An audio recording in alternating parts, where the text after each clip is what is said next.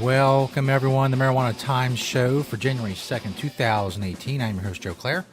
You can find all of these videos, every episode of the Marijuana Times Show on marijuanatimes.org, as well as the latest in cannabis news and opinion from the community, the industry, what's going on in legislation, all of that and more, as well as these videos. marijuanatimes.org on Facebook and YouTube. Search the Marijuana Times. You'll find the videos there as well. And the audio version of the show is over on Apple Podcasts. Search the Marijuana Times on Apple Podcasts and find the audio version of the show that you can check out on the go. Marijuana Times show is, of course, brought to you by Cannabis.com. And their line of all natural pesticide products. They're on the listed already on the approved for use in the cultivation of marijuana by the Colorado, Washington, and Oregon State Agricultural Departments. If you are a cannabis cultivator, you don't want to be using harmful chemicals on your grow. You want to use safe, organic, all-natural pesticides. Well, you want to use NatureSideCannabis.com, a proud sponsor of the Marijuana Times Show. Go check them out. NatureSideCannabis.com, and side is spelled CIDE. Go check it out. First story of the few we're going to do today, which includes a 2017 year in review. Also, more about marijuana and banks and what's going on in Washington, D.C. when it comes to legalization. The first story is a little review I did over at marijuanatimes.org. It's a short review. It doesn't cover everything. It's not comprehensive, but it hits a lot of the big stuff, including what's going on with recreational marijuana and legalization. Sales began in Nevada, of course. Yesterday, sales just began in California. They were gearing up for that all through 2017. There's a little delay in Massachusetts, but they should start recreational sales around July of 2018. And Maine is still working out their problems. Their governor there, LePage, absolutely abhors marijuana and the legalization of marijuana. He's not for it at all.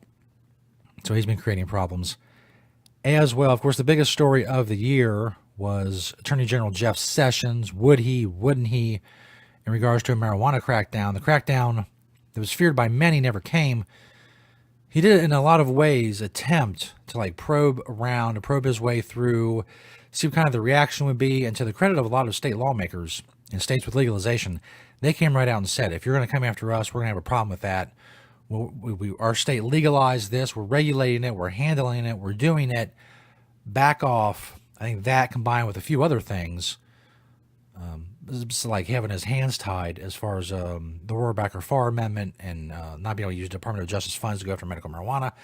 Things of that nature. Basically, the Department of Justice ended the year by saying that the Obama policy of Obama's second term remains in place, and that's what they're going to go with. There's always rumblings that Sessions is going to do more or attempt to do more, but at least so far, combination of pushback and his hands being tied budget-wise have done the job to keep a full-scale crackdown from happening. Hopefully Sessions will eventually get to the point where he just realizes that this is not going to happen and he should pick something else to worry about other than cannabis. This next story is from our friend Tom Angel over at Forbes. It's about marijuana, banking. More banks welcome marijuana businesses, according to federal data. Tom says, even as a string of conflicting signals from the Trump administration surrounds the debate about legalization with uncertainty, the number of depository institutions that are actively banking with the cannabis industry has increased roughly 18% since 2017. Last January, 340 financial service providers were banking marijuana businesses. That number rose to 400 by the end of, bring up this chart from Forbes. That's about 400 by the end of September, according to a report released late last month by the Financial Crimes Enforcement Network, FinCEN. And as I said, you can see it there.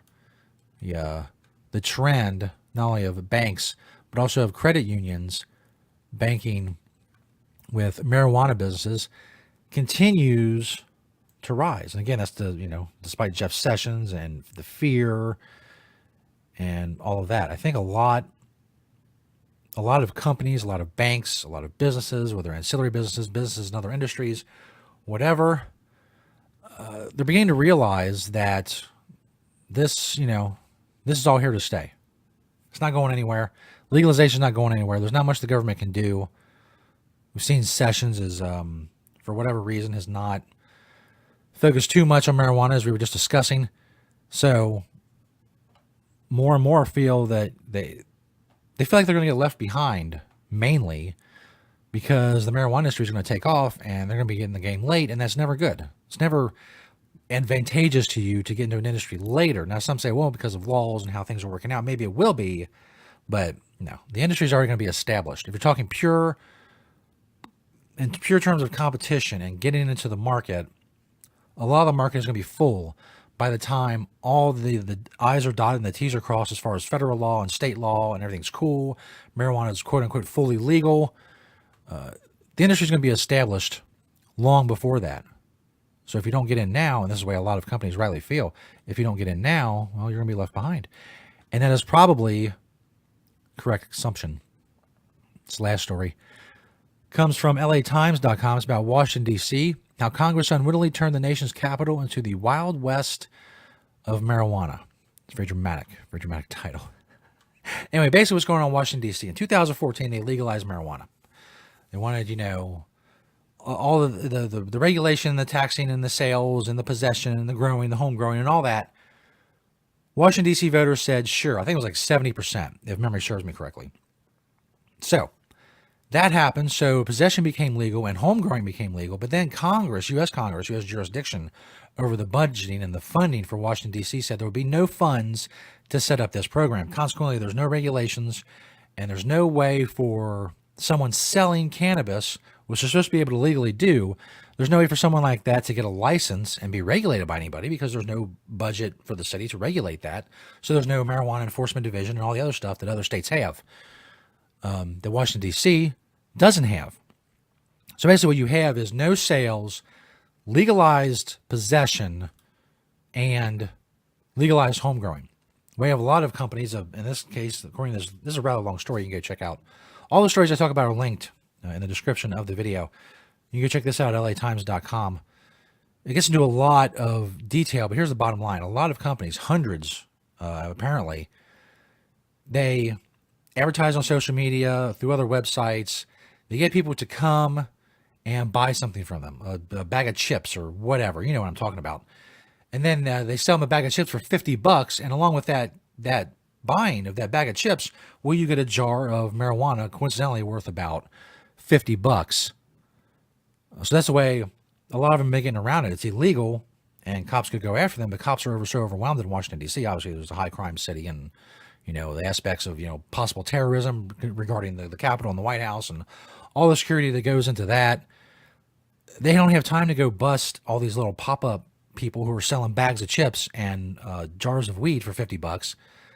They said they get some of the more flagrant offenders, but they can't go after all these people. So that's basically what Washington, D.C. has.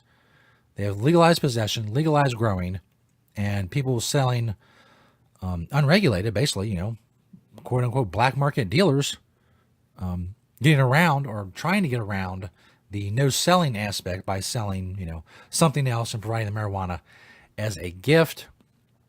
And I've said before in many places on my other podcast and on in print and writing, the fact that the U.S. Congress is involved in this at all is crazy.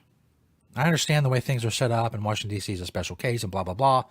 That's not exactly local representation when some guy in Texas can say, no, I believe he's from Texas, the chairman of the committee that didn't include the funding.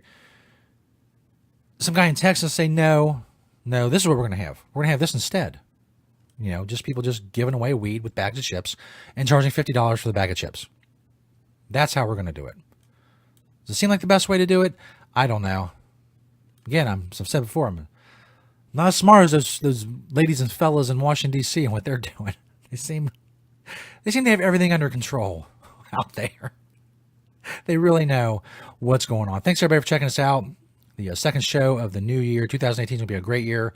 Check out marijuanatimes.org for all the latest in print and on video course, go check us out on iTunes. As I said, search the Marijuana Times. Thank you to natureside.cannabis.com, Organic All Natural Pesticides, for being a sponsor of the show. It's January 2nd, 2018. Another show in the books. Keep spreading the word about these videos. Like, share, comment. Help us spread the truth about cannabis. And we will see you next time on the Marijuana Times Show.